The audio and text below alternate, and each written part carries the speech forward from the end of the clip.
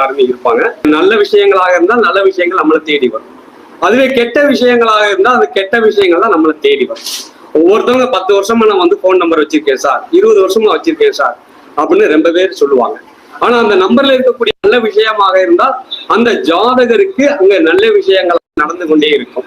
இதுவே அங்க சரியில்லாத எண்களாக இருந்துச்சு அப்படின்னு பாத்தீங்கன்னா பிரச்சனையை கொடுக்கக்கூடிய விஷயங்களாகவே அங்க நடந்துகிட்டு இருக்கும். அப்ப ஒரு போன் நம்பர் அப்படின்னு பாத்தீங்கன்னாலே அதுல வந்து 5 விஷயங்களாக நம்ம வந்து கன்வெர்ட் பண்ணி எடுக்கலாம். அப்ப அந்த 5 விஷயங்கள் எந்தெந்த விஷயங்கள் அப்படின்னு பாத்தீங்கன்னாலே ஒரு போன் நம்பர்ல வந்து 5 விஷயங்கள்: ஜாதகர், குடும்பம், தொழில், சொத்து, குழந்தைகள். இப்ப இந்த 5 விஷயங்களும் சேர்ந்து டோட்டல் அப்படின்னு பாத்தீங்கன்னாலே அதையும் நம்ம வந்து கன்வெர்ட் பண்ணணும்.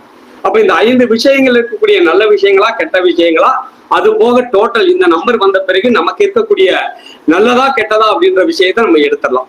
ஒரு போன் நம்பர் அப்படின்னு பாத்தீங்கன்னா இந்த விஷயங்களை நம்ம எடுக்கலாம்.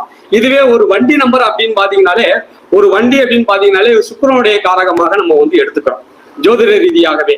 அப்ப ஒரு சுக்கிரன் அப்படின்னு பாத்தீங்கன்னாலே ஒரு கணவன் மனைவி அப்படின்னு பாத்தீங்கன்னாலே ஒரு வீட்டுக்கு ஒரு மனைவி வர்றாங்க, ஒரு கல்யாணமாயி திருமணமாயி வர்றாங்க அப்படின்னு பாத்தீங்கன்னாலே அந்த மனைவி வந்த பிறகு ஒரு நல்ல விஷயங்கள் நடந்தா நீ வந்த நேரம் அம்மா சூப்பரா இருக்கு, நல்லது, நீ ராசியானம்மா அப்படின்லாம் ரொம்ப பேர் புகழ்வாங்க. இதுவே ஒரு கெட்ட விஷயம் நடந்துச்சு அப்படின்னு பாத்தீங்கன்னா அதை வந்து தூத்தி எரிஞ்சிடறாங்க. சரிங்களா? அது மாதிரி எல்லாம் இருக்கக்கூடாது அப்படின்றதுதான் ஒரு வண்டி வாங்கும் போது கூட நம்ம வந்து அதை வந்து கவனிக்கணும் அப்படின்றதுதான்.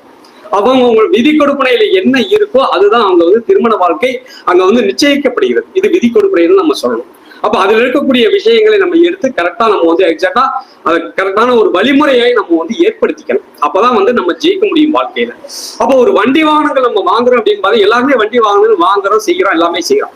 அதுவே ஒவ்வொரு சிலருக்கு என்ன நடக்குது அப்படின்னு பாத்தீங்கன்னா அது நல்ல வண்டியா அமைஞ்சிக்குது அப்படின்னு பாத்தீங்கன்னா அவருடைய விதி கொடுப்பனை எப்படி இருந்துச்சுன்னா நல்லதா அமைஞ்சிக்கும்.